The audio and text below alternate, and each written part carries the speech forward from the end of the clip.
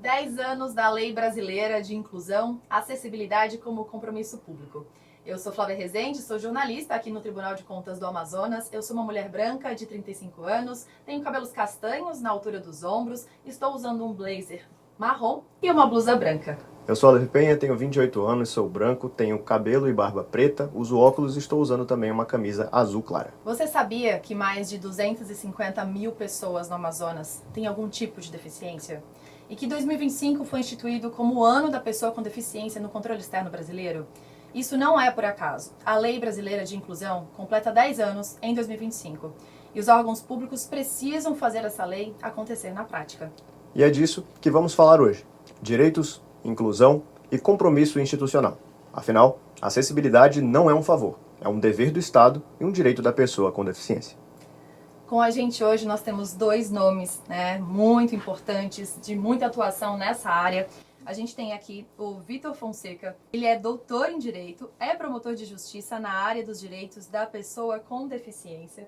Doutor Vitor, muito bem-vindo aqui ao nosso podcast. E também temos o Cleilson Mota, ele que é auditor técnico de controle externo do Tribunal de Contas do Amazonas, é mestre em Direito Ambiental, é integrante da Coordenadoria de Acessibilidade do MPC, além também de membro da Comissão de Compliance do Tribunal de Contas do MPC também, né? Olá, eu sou o Vitor, eu sou um homem de 46 anos, cabelo preto, barba preta começando a ficar grisalha, estou vestindo um terno preto, uma camisa branca e uma gravata lilás. Olá, eu sou o Cleilson, estou vestindo um blazer preto e uma camisa preta, tenho 36 anos, sou de pele branca. Vai ser um prazer estar neste podcast sobre a pessoa com deficiência. De cara, eu já gostaria de perguntar para vocês, a gente está falando de 10 anos da lei, da LBI, qual que é a origem dessa lei, então? Como é que ela surgiu no nosso país? É interessante a gente pensar que a Lei Brasileira de Inclusão, o Estatuto da Pessoa com Deficiência, como a gente chama, ele não foi um presente. Ele é uma conquista histórica, e quando a gente diz conquista é porque ela não foi dada. Ela foi lutada pelas pessoas com deficiência. Desde a década de 70, 80, do século passado, imagina, movimentos políticos envolvendo pessoas com deficiência lutaram por igualdade, por mais direitos. Surgiu, por exemplo, o Disability Act lá nos Estados Unidos por conta disso. Mas o marco jurídico é justamente a Convenção da ONU dos Direitos da Pessoa com Deficiência de 2007. A gente imagina, mais de 20 anos depois é que surgiu um marco jurídico internacional, que é a Convenção da ONU dos Direitos da Pessoa com Deficiência. Foi essa Convenção da ONU que entrou no Brasil, vamos lembrar, com status de emenda constitucional. Hoje, esse tratado, que é internacional de direitos humanos, tem no Brasil força material de Constituição. É como se a gente tivesse uma Constituição própria para as pessoas com deficiência. E foi essa convenção que deu origem, que inspirou a nossa Lei Brasileira de Inclusão de 2015. Então ela não surgiu do nada. Ela surgiu toda uma história de luta, de conquistas jurídicas também, políticas, para as pessoas com deficiência. Então essa lei surgiu nesse momento em que as pessoas com deficiência lutaram e conseguiram finalmente um estatuto próprio para os seus direitos. E hoje, vamos lembrar, essa lei, a Lei Brasileira de Inclusão, ela está em risco. Isso porque depois de 10 anos, ela está colocada num projeto de lei, tem um projeto de lei tramitando no Congresso Nacional para consolidar os direitos das pessoas com deficiência. A ideia é que se crie um Código Brasileiro de Inclusão a partir dessa Lei Brasileira de Inclusão. Você vai pensar, mas isso é uma coisa boa, né? Para consolidar leis, sim, no papel é uma coisa boa. O problema é que quando você coloca toda a Lei Brasileira de Inclusão, todas essas conquistas de novo na pauta do Congresso, há o risco de retrocesso.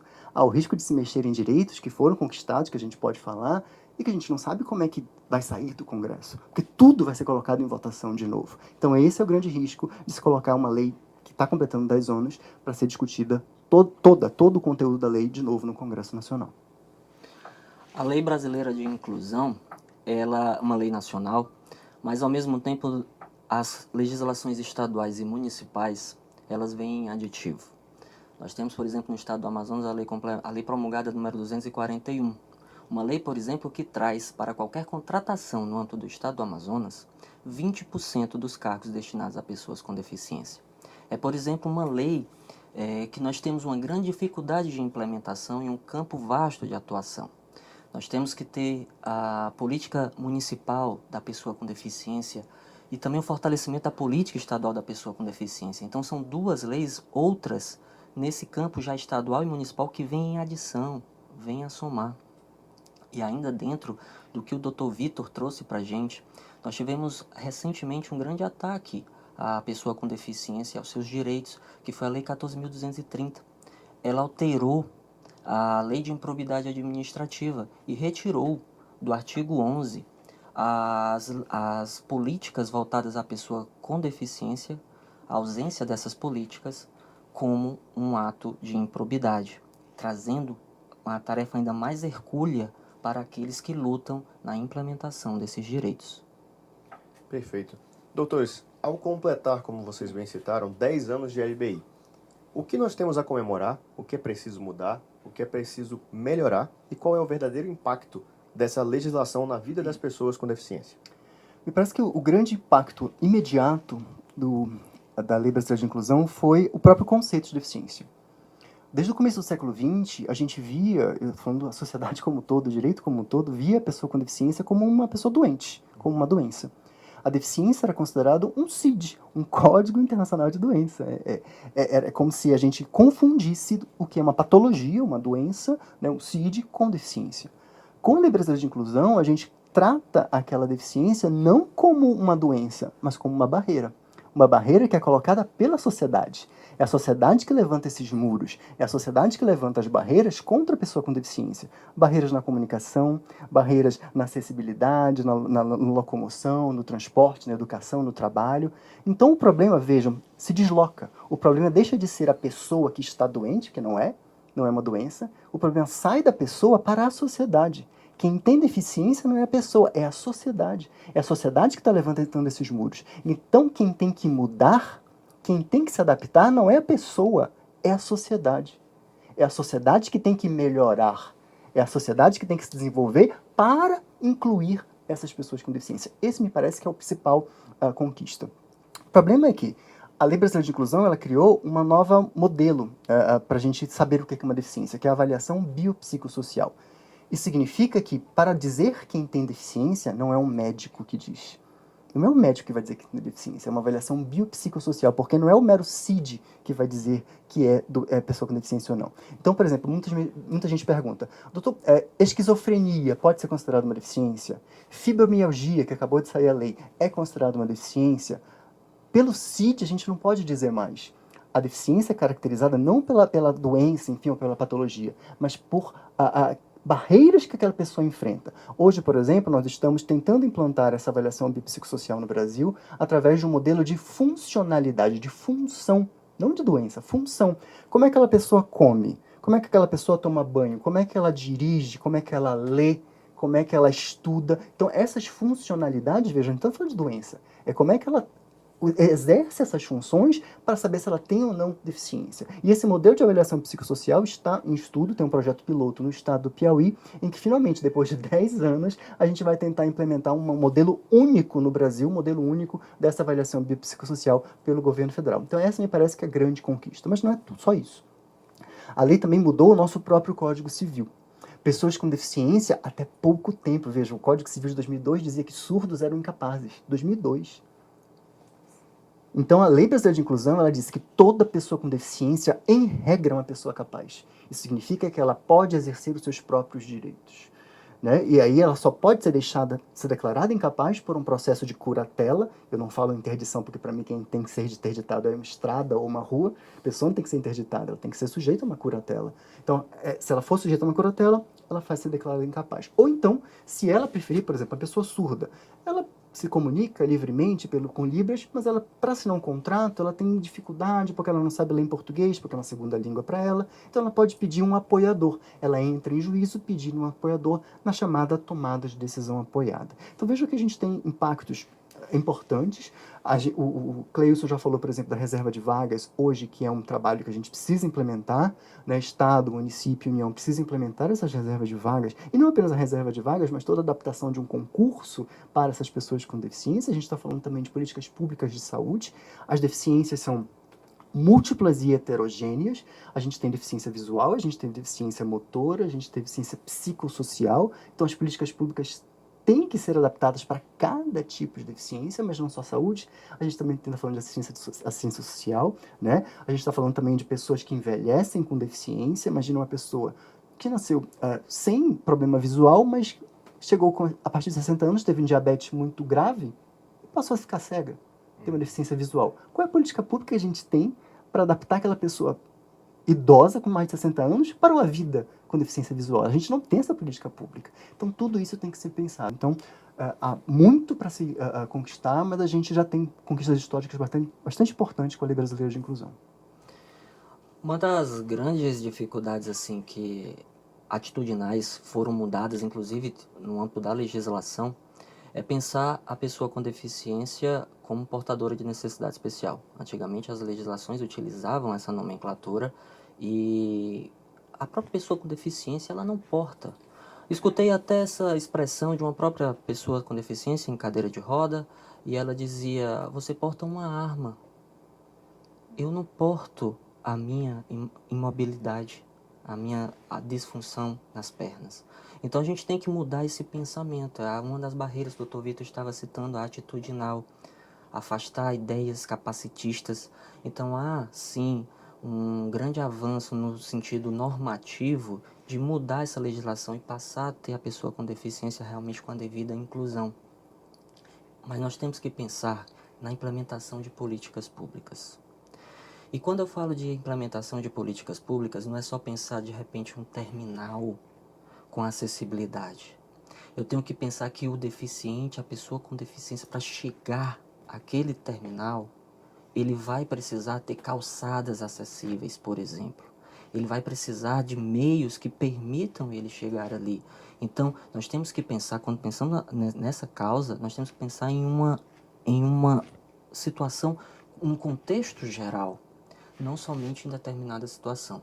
Então, começa do ponto de vista legislativo. Hoje no Brasil a gente ainda tem um orçamento do ponto de vista autorizativo, é uma lei que autoriza, e essa lei que autoriza o orçamento, ela tem que ser cumprida.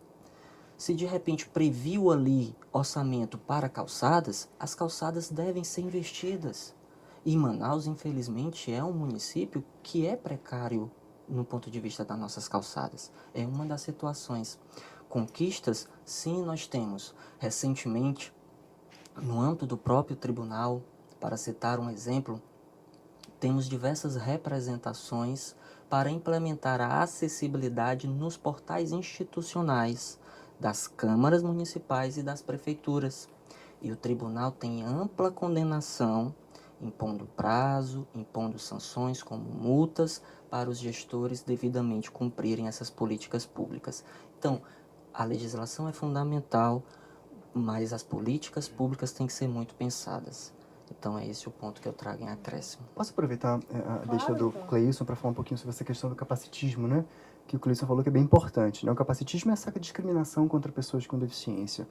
E essa discriminação, obviamente, acontece no trabalho, né? Pessoas, empresas que não tem mão de obra, tem sim.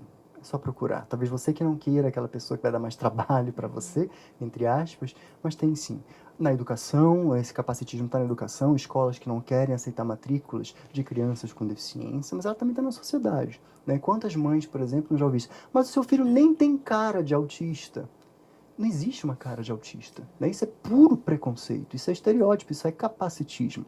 E a gente vê, por exemplo, alguns movimentos religiosos que beiram realmente a uma discriminação absurda de dizer que pessoas são punidas porque têm filhos com autismo, filho com deficiência é uma punição de Deus. Vejam a que ponto que a gente está chegando, de achar que realmente uma deficiência é um fardo pesado demais, que você tem que aceitar na sua vida. Não é isso. A gente tem que incluir aquela pessoa com deficiência. Pelo contrário, ela tem que se sentir incluída naquela sociedade, não um ser à parte, um ser marginalizado. Então esse capacitismo, me parece que o Cleilson falou muito bem, é um dos pontos chaves para a gente virar, né? A gente já passou o racismo, a gente discute amplamente o racismo, a gente tem discutido muito o machismo, a misoginia contra as mulheres, mas a gente tem que levar muito a sério também essa questão do capacitismo. A gente tem que tirar da nossa sociedade, do nosso meio, dos nossos diálogos, das nossas conversas, esse preconceito que carrega contra as pessoas com deficiência. Com certeza os desafios são imensos, né? São. Aproveitando o gancho do que vocês falaram, eu queria saber assim, qual que é o papel, então, do Tribunal de Contas do Amazonas e também do Ministério Público nesse sentido, né, de efetivamente garantir que essa inclusão aconteça? Me parece que as instituições públicas como um todo têm um papel importante e muito relevante, né, de proatividade mesmo, até de prevenção para esses direitos, a implementação desses direitos das pessoas com deficiência. Vamos primeiro falar, como o Cleison falou, de políticas públicas. A gente vai discutir políticas públicas de saúde para as várias áreas da pessoa com deficiência. As necessidades são muitas, né? A gente está falando de cadeira de rodas, motorizadas em alguns casos. A gente está falando de próteses, órteses. A gente está falando também de equipamentos de saúde preparados para isso também, inclusive com piso tátil, acessibilidade para essas pessoas com deficiência. Mas a gente está falando de fraldas geriátricas para algumas pessoas que precisam. Então, há muitas políticas públicas de saúde que precisam ser verificadas. Política de assistência social também. Manaus, por exemplo, na verdade, o Amazonas só tem uma residência inclusiva, que é a Interfé. Uma. Todo o estado. 62 municípios, nós temos uma residência inclusiva. E é uma política pública que tem mais de 10 anos. Uma. Manaus não tem. Manaus não tem centro-dia. Centro-dia, por exemplo, é um local onde as pessoas com deficiência, eu tenho que trabalhar, não sei onde eu deixar o meu irmão, que é maior de idade, 19 anos, que tem deficiência. Você pode deixar no centro-dia, ele vai ser cuidado, amparado, vai ser alimentado, inclusive, no final do dia ele vai voltar para sua casa. Não vai ficar preso lá, ele vai voltar para sua casa. Esse é o centro-dia, né? Ou seja, um local de assistência social para cuidar dessas pessoas com deficiência quando o filho, quando o irmão não pode cuidar. Manaus não tem um centro-dia desse, que é super importante. Vejam, política de assistência social importantíssima para essa área, e a gente não tem, a gente está lutando por isso. Além dessas políticas públicas, aí a gente está falando de trabalho também, de educação especial, educação inclusiva importantíssima. Manaus, infelizmente, ainda não é um exemplo nisso. E eu não estou falando só de apoiadores escolares, os famosos mediadores escolares. Há um déficit absurdo de apoiadores escolares, mas não é só isso. Educação especial inclusiva, pessoas com deficiência, não é apenas apoiador. A gente já tem muitas crianças com laudo, com indicação de apoiador, estão sem apoiadores nas escolas públicas. Mas não é só apoiador. É um projeto pedagógico adaptado, são avaliações adaptadas. Às vezes é a mesa da criança que tem que ser adaptada para encaixar a cadeira de rodas dela. Não vai encaixar. Às vezes é uma mesa de refeitório. Para ela comer, ela não vai conseguir comer porque não encaixa. Então, veja, a escola tem que ser pensada agora para todo mundo. É o que a gente chama de modelo universal. Não é o Vitor, não é o Cleilson, todo mundo tem que estar ali, possível de sentar naquela escola. Então, a educação precisa ser pensada também, né? Então, todas as políticas públicas têm que ser pensadas e cobradas através do Ministério Público, mas não só isso. A gente também recebe muitas questões individuais. É uma pessoa com deficiência que está abandonada na rua, que está andando, por exemplo, nua pelas ruas da cidade. É uma pessoa com deficiência que está em sofrimento, que a gente ouve os gritos num condomínio, a gente não sabe por que ela está naquela situação. É uma criança autista que foi abandonada. Então, tem muitas questões individuais que a gente precisa cuidar também. Não são só coletivas. A gente precisa, como Ministério Público, atuar nessas questões, né, para que sejam coletivizadas, mas também questões individuais também. Cleilson falou, por exemplo, da Lei Estadual 241 de 2015. Me parece que essa lei é uma lei importante, é um estatuto estadual da pessoa com deficiência que a gente precisa implementar. A gente tem o percentual mais alto do Brasil para a reserva de vagas, que é esse 20%. E a gente precisa cobrar que o nosso Estado, que os órgãos estaduais, inclusive fundações, precisem implementar essa política pública inclusiva de concursos nesse percentual máximo de 20%. Então, tem muito a crescer. A gente tem muito para cobrar. A gente pensa na pessoa com deficiência e às vezes parece que a gente pensa só no âmbito assistencial. Mas a gente tem que lembrar que a gente está pensando, na verdade, no amanhã. Porque nada impede que o Cleilson de hoje, amanhã, seja uma pessoa com deficiência. A gente tem que pensar nos nossos pais. A gente tem que pensar numa criança que daqui a pouco vai nascer e pode nascer com alguma deficiência, autismo ou alguma outra deficiência. Então, na verdade, pensar na pessoa com deficiência e nas políticas da pessoa com deficiência é simplesmente pensar no amanhã. Isso é a maior reverberação que a gente pode trazer. Dentro do campo do Tribunal de Contas, nós já temos várias atuações que hoje em dia já acontecem. Nós temos atuação nas estações de ônibus, nos terminais de ônibus, para levar a acessibilidade para essa frente. Agora, em 2025, nós estamos com uma frente muito forte no âmbito das escolas municipais do município de Manaus, para que, por exemplo, a ABNT 9050, que até o tamanho da entrada das portas em salas de aula, em banheiros, nas próprias cabines dos banheiros, tenham a acessibilidade necessária e sejam seguidas. Nós temos frentes também nos hospitais, como Delfim Aziz, como 28 de agosto, para que o instrumental chegue de forma adequada para as pessoas com deficiência. Mas é uma luta árdua, dia a dia, para que todas essas frentes sejam respeitadas e que a pessoa com deficiência seja, de fato, integrada à sociedade. E essas barreiras atitudinais, comportamentais, de tecnologia, de comunicação, sejam quebradas. Como o Dr. Vitor disse, é o Estado que tem que implementar essas políticas, que tem que acolher a pessoa com deficiência. Não é a pessoa com deficiência que tem que procurar os meios para se incluir à sociedade. A inclusão deve começar com as políticas públicas. São muitos aspectos a serem levados Muita em conta. coisa. Mas eu até vejo que muita coisa já melhorou, realmente. A gente tem olhado mais para esses muitos detalhes.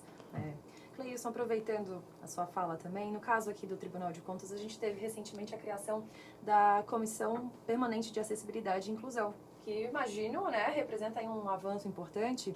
Queria que você falasse, na prática, o que essa comissão está fazendo, está tentando fazer para tirar essas barreiras do caminho, São muitas barreiras, imagino. A política de acessibilidade do tribunal começa em 2013, mas em 2025 agora, ela foi efetivada com a Comissão de Acessibilidade e Inclusão na Resolução número 2 de 2025. E agora nós vamos ter um corpo atuando na frente da acessibilidade. Quando eu falo isso, eu quero me referir que nós vamos ter engenheiro, uma comissão formada por engenheiro, uma comissão formada pela assistência social do tribunal, uma comissão formada pela auditoria governamental, pelo Ministério Público de Contas, e essa comissão atualmente presidida pela doutora Fernanda, ela tem o propósito de levar não só, primeiro a gente vai olhar para a nossa casa, para que nós já temos muitas frentes excelentes de acessibilidade, mas se a gente puder trazer avanços, nós vamos trazer avanços, mas também para os jurisdicionados. Com essa atuação ali na Secretaria de Controle Externo, para que a gente possa atuar nas inspeções, nas auditorias, nos processos da casa, sempre com um olho na acessibilidade. Então, essa comissão ela vem para que reforçar a política, implementar a política na prática. Então, é muito essencial. Ainda mais nesse ano de 2025, que foi considerado pelo Tribunal de Contas da União como o ano da pessoa com deficiência. Então, realmente, é um marco, faz 10 anos da Lei Brasileira de Inclusão, que já a lei, ela faz parte do nosso bloco de constitucionalidade, como o Dr. Vitor disse. Então, realmente eu vejo futuro avanço em grau mais acelerado com a Comissão de Acessibilidade. Como vocês enxergam, dentro das instituições, essa necessidade da gente também se adequar, esse olhar mais atento para a necessidade da mudança? Vocês que imaginam estão há bastante tempo dentro das instituições onde atuam. Acho que isso é essencial. Eu acho que a gente precisa dar o exemplo. A gente precisa, dentro das nossas instituições, cobrar que os nossos gestores, que estão ali acima na parte administrativa, olhem essa questão com o maior cuidado possível. Me parece que as instituições públicas, e aí em todos os níveis, federal, estadual e municipal, elas precisam pensar, como o Cleilson já falou antes, que a acessibilidade e inclusão não é um favor e deixou de ser um favor há muito tempo. Nós precisamos pensar, planejar estrategicamente as nossas instituições a partir dessa necessidade já de acessibilidade e inclusão. Ou seja, fazer planejamentos financeiros, orçamentários, estruturais, para que a gente pense as nossas instituições dessa maneira acessível. E quando a gente fala de acessibilidade, é muito importante a gente lembrar. Acessibilidade não é só rampa. Não é só elevador. A gente está falando de acessibilidade na comunicação, no transporte, na tecnologia. A gente, por exemplo, está pensando, a gente está vivendo uma era digital. Mas essa era digital é inclusiva? O seu processo eletrônico, por exemplo, ele é inclusivo para pessoas cegas? Ela vai conseguir navegar pelo seu site, pelo seu aplicativo, mesmo sendo cega? A gente tem que pensar nisso. A gente tem que pensar que as nossas instituições têm que ser refletidas, ponderadas por um futuro em que tem que ser para todos, não excludente, inclusivo como sempre. Eu acho que esse é o grande desafio das nossas instituições. E aí, quando você cria uma comissão dessa de acessibilidade, por exemplo, um núcleo de acessibilidade, é dizer, olha, eu preciso de ajuda. Eu quero esse olhar de acessibilidade, eu quero esse olhar, esse viés da pessoa com deficiência. Então, ajuda a gente a pensar nisso. Então, me parece que a grande importância de comissões e núcleos de acessibilidade é justamente esse. É esse novo olhar para as instituições para que seja pensado no futuro. Agora, esses núcleos, essas comissões de acessibilidade não podem ser decorativos. Não é só para dizer que existe. Eles têm que ser realmente uma pauta de discussões para ser colocado para frente para esse futuro. Exatamente, concordo integralmente com o Dr. Vitor falou. A comissão ela vai ter muitos propósitos, finalidades tanto educativas, para que a gente trabalhe com a nossa população, tanto acadêmica quanto ao cidadão em geral, para que a gente possa levar as pautas da pessoa com deficiência dentro do ponto de vista educativo, trabalhe também na implementação dessas políticas, na verificação de que uma pessoa vai chegar num hospital e ela vai poder, se ela é uma pessoa de repente cega, ela tem a estrutura adequada para recebê-la, se ela é uma pessoa surda, ela tem alguém com quem ela consiga se comunicar. Então, é campos de atuação, é controle para que o cidadão possa ser integrado e qualquer cidadão seja integrado à sociedade. É esse o pensamento que a gente quer cumprir. E não à toa, por isso que esse ano de 2025 é esse marco da pessoa com deficiência, né? Então a gente tem que tentar muito à frente disso, batalhando para que isso faça acontecer esse cenário. Dr. Cleilson, o TCL já vinha atuando nessa pauta desde 2012, com normativos técnicos sobre obras públicas e acessibilidade. Como hoje, em 2025, essa nova comissão ela tende a melhorar o legado que se instaurou a partir de 2012, e em parcerias, por exemplo, como a ADEFA, onde nós temos intérpretes, onde nós temos pessoas cadeirantes que trabalham no TCE também e ajudam como todo mundo. Com a comissão, houve a frente multidisciplinar. Você tinha uma política, você tinha a norma, mas faltava a efetiva implementação. E para buscar essa efetiva implementação, você precisa ter pessoas que estejam ali indicadas com essa missão institucional. Você está ali, indicado naquela comissão, e a partir daquilo ali o teu trabalho vai se desenvolver. A comissão ela foi pensada na resolução 2/25 com o propósito de atuar no campo interno e atuar no campo dos jurisdicionados. Então, levar a pessoa com deficiência, a pauta da pessoa com deficiência, para os jurisdicionados. Então, nós vamos atuar nos municípios, nós vamos atuar nas prefeituras e câmaras, quando a gente pensa no município, e nos órgãos estaduais, nas secretarias do Estado. Então, essa é a frente que ganhou corpo. Lembrando também que um dos lemas da política da pessoa com deficiência é nada para nós sem nós. Esse é o lema que eles usam. Então, foi incorporado, o tribunal também, pensando nessa temática, trouxe a pessoa com deficiência para dentro da comissão. Então, nós vamos ter a pessoa com deficiência ali, um dos membros, ela é uma pessoa com deficiência. Para trazer exatamente essas pautas que do universo deles próprios, já que é uma pauta deles, e nada pode funcionar sem eles, para que a comissão possa atuar verdadeiramente implementando a política de acessibilidade. Perfeito. Para a gente fechar, sei que tem muita coisa para a gente conversar, mas, enfim, vamos nos encaminhando para o final. Olhando para frente, o que vocês esperam, então, para esses próximos 10 anos da LBI? O que vocês diriam que é preciso que seja mudado com mais urgência? Eu acho que a gente precisa pensar que a LBI é um ponto de partida, mas ele não é um ponto de chegada. O ponto de chegada são quando esses direitos que estão no papel se transformam em concreto, na realidade da vida das pessoas. Quem está na área do meio ambiente sabe que a gente fala hoje em cidades sustentáveis. Por que a gente não pode falar em cidades acessíveis? Por que a gente não pensa uma Manaus, num estado do Amazonas, acessível para esses próximos 10 anos?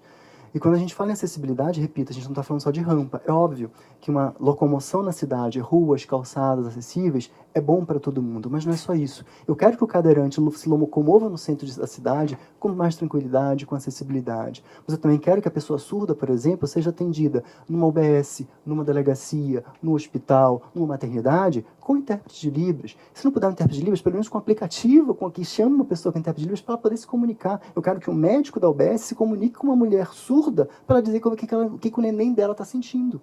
Então, é essa cidade que eu quero ver. Eu quero que uma pessoa com deficiência psicossocial, uma pessoa com deficiência psicossocial tenha uma rede CAPS, uma rede de saúde mental adequada para que ninguém diga, eu queria institucionalizar aquela pessoa. Não existe mais manicômio no Brasil há mais de 20 anos. Não existe manicômio. As pessoas ainda... Cadê um abrigo para essa pessoa? Isso não existe mais. O que a gente tem que pensar é em política pública, uma rede de saúde mental adequada para apoiar aquela pessoa com deficiência psicossocial. Eu quero uma cidade, por exemplo, que esteja pronta para que uma mãe que receba o diagnóstico de um filho com autismo, ela não fique desesperada. Ela não sofra por isso. Ela diz, não, eu vou ter um apoio sim do Estado. Eu vou ter um diagnóstico precoce, mas eu vou também ter terapias precoces. Multidisciplinar, não é só psicóloga, é psicólogo, é fonoaudiólogo, é fisioterapeuta, é nutricionista. Eu quero uma mãe que não tem esse desespero de pensar o que eu vou fazer. Que ela não tem que procurar outras mães para ter apoio, ela tem que procurar o Estado, ela tem que procurar o governo, o município para ter esse apoio. Acho que esses 10 anos é esse o nosso desafio. É tirar todos esses direitos do papel e implementar esse projeto de uma cidade, um mundo de um estado do Amazonas mais acessível. Exatamente isso. Para mim é também a questão da efetividade. Se nós temos orçamento, está autorizado no orçamento, tem que haver execução. Não precisa o Tribunal de Contas, o Ministério Público de Contas chegar apontando o dedo. Olha, vamos corrigir isso aqui. Já está na lei orçamentária, então vamos executar. É a efetividade, como o Dr. Vitor falou, chegar a um hospital e poder ser atendido. Não precisa ter necessariamente um intérprete de Libra lá. O Dr. Vitor também falou isso. Hoje a gente tem que usar as tecnologias a nosso favor. E o uso de tecnologias está aí para isso. Se nós temos um portal institucional, portal da transparência, onde nós quando eu falo nós, eu falo o governo estadual, municipal, está licitando suas informações, dando ao povo o acesso à informação. Como eu não tenho acesso se eu sou uma pessoa com deficiência, por exemplo, e não consigo, de repente, ter uma audiodescrição naquele portal? Então, nós temos que trabalhar a efetividade da política pública. Nós temos que cumprir as nossas leis orçamentárias, fazer acontecer. Esse é o que eu observo para os próximos 10 anos. Que a gente gostaria de repente, daqui a 10 anos, de estar aqui com o Dr. Vitor, com o Aleph, com a Flávia, e poder estar dizendo os avanços que nós verificamos nas políticas públicas. Perfeito. Nós agradecemos aqui ao Dr. Vitor, ao Dr. Cleilson por esclarecerem, nesse bate-papo tão importante, questões e tabus que foram impostos à nossa sociedade e que cabe a todos nós derrubá-los, e fazer um pouquinho todos os dias. Então, a partir de agora, os seus microfones estão abertos para as suas considerações finais.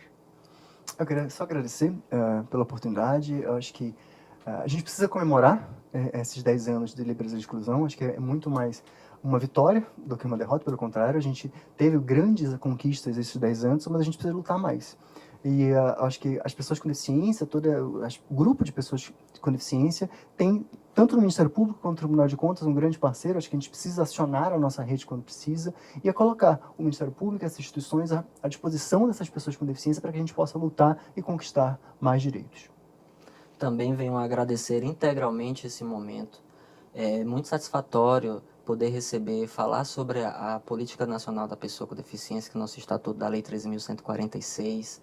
Esse Estatuto realmente completa 10 anos e que os marcos venham para serem quebrados no sentido de avanço dessa lei, que ela seja realmente implementada, que o Ministério Público, que o Tribunal de Contas possam estar sempre mais unidos, que o Executivo, que o município, que o Executivo do Estado e o Executivo do município possam ser também mais ativos, participem junto ali com o Conselho Estadual da Pessoa com Deficiência, com o Conselho Municipal da Pessoa com Deficiência, façam desses conselhos realmente algo que a gente possa observá-los no dia a dia, que a própria pessoa com deficiência possa de repente buscá-los, ou seja, implemente também esses conselhos, tanto estadual como municipal, e que esses conselhos cumpram as suas atuações, sejam também fiscais do seu propósito, sirvam ao seu público destinatário, que é a pessoa com deficiência, Então, essas são as considerações finais.